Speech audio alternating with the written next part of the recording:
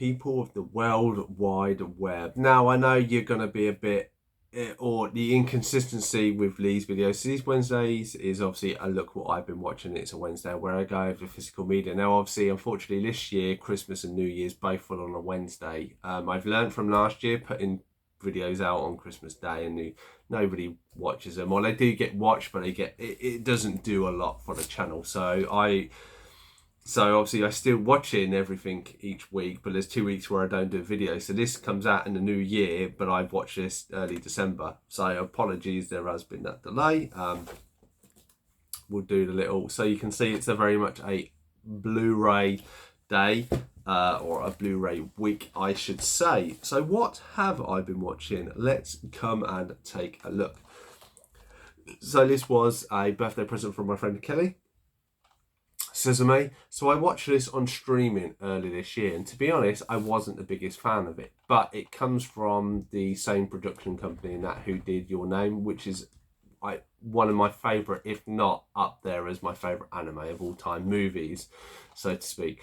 So they had this one, so I thought, you know, there was this, The Boy and the Heron, both of them I'd watched earlier this year, didn't really like. I didn't get to see this at the cinema because they didn't release it in my cinema. So I went back and rewatched it. So I watched this last night and actually thoroughly really enjoyed it on the second watch. Anybody who doesn't know, it is you have the main character Susume, and she basically intertwines with this guy. He's a closer, which is essentially he keeps these doors from closing to keep this evil spirit out, which causes earthquakes and natural disasters.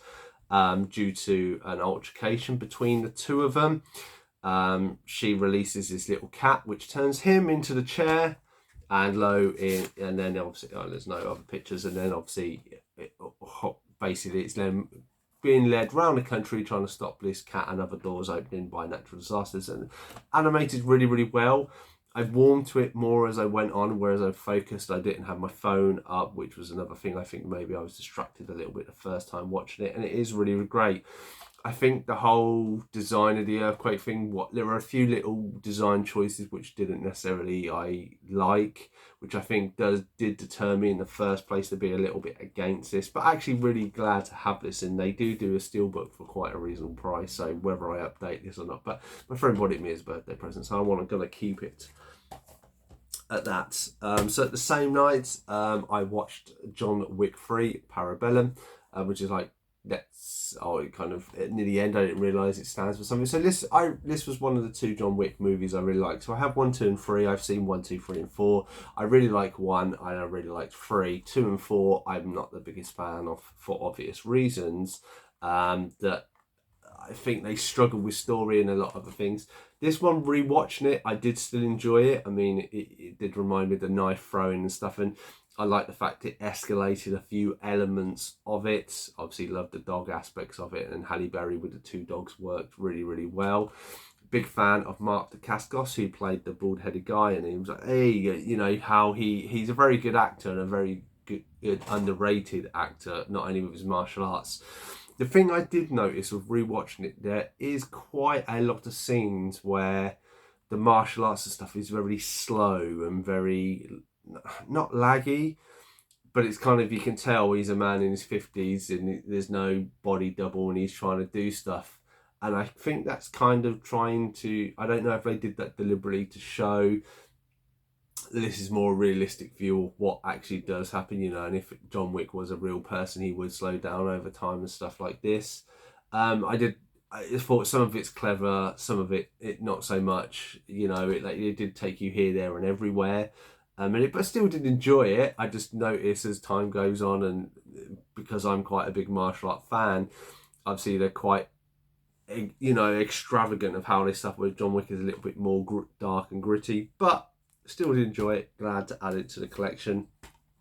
Next up, we have a gift from AJ. He loves being mentioned in his movies. It's A World War Z starring Brad Pitt. Now, having only watched this once, I got to watch this a second time. I actually thoroughly enjoyed it. I did enjoy it the first time, but all I can remember is kind of the crazy horde of zombies. I didn't remember any other details. Rewatching it of how other famous actors or little TV show people who had been in other stuff, obviously they had Peter Capaldi. There's a guy in a helicopter at the beginning. He's the lead guy from Scorpion. which was a TV series in the 2010s, I think. And then it works really, really well. And I like the fact of it's the analysing of Brad Pitt's mind and stuff, and how he notices little bits as it goes on, and that all leads up to, and him cutting the woman's arm off. And I thought it was done really, really well. A few stupid decisions done by people, which happens, but I still think it's done very clever. I know there was potentially going to be a sequel, and then there's not, and it's all kind of thing off. I think there was room. There's enough room because the story kind of doesn't finish. It kind of leaves it with a, you know, they've found a way to hide from the zombies, so to speak, but not necessarily cure them or kill them. There is that. Then we go on to Everly. So this initially was a gift from AJ, but it wouldn't play because I think it's a multi-regional or American region Blu-ray. So when I went to my weekly pickups or payday pickups, they had a copy of this, so I picked it up. It was only £3, and I did thoroughly enjoy it. It wasn't exactly what I was expecting, so, and I think there's a little bit more of the story that could be included, because yeah, it's kind of almost a John Wick thing. She's in the toilet, she looks like she's going to shoot herself, and then it's kind of someone's after her, and then she just goes killing everyone and everything in this kind of one room hallway and stuff. And it, to me, I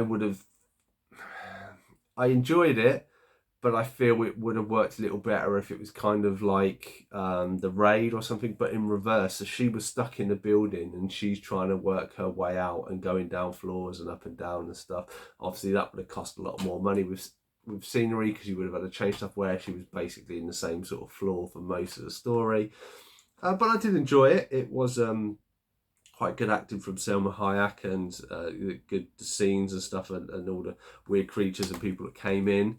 And then we had the final one. So it looks like one, but it's actually free. So this is the Has Fallen trilogy.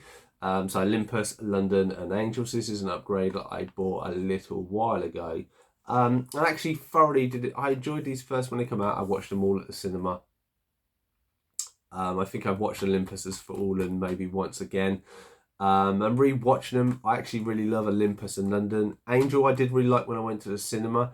Rewatched it second time, I can see there's a lot more flaws as I take time, and him adding his dad into it, I can understand why they've done it, but it took a little bit away from what Gerard Butler did. I know I think Paris Has Fallen is a TV series now, but I really like this Gerard Butler. I think he is a very underrated actor sometimes. He has become, as time gone on, kind of one of the modern day action men, like we had Stallone and stuff, and obviously we've had Plane and that in him. I hope we get a few more like him and utilise him. I know he's probably near his 50s and he probably doesn't want to do that anymore, but I think you should utilise him by the best. But yeah, really, really enjoyed it. Big fan of Aaron Eckhart, enjoyed him as the president, and then obviously Morgan Freeman. And I get how there's such a big time gap between them that stuff changes. But that has been a look what I've been watching. I think it's 86. Obviously, we're in the new year.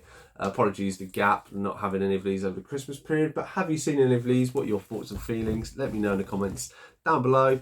Click that subscribe button if you want to, and I shall see you in the next one.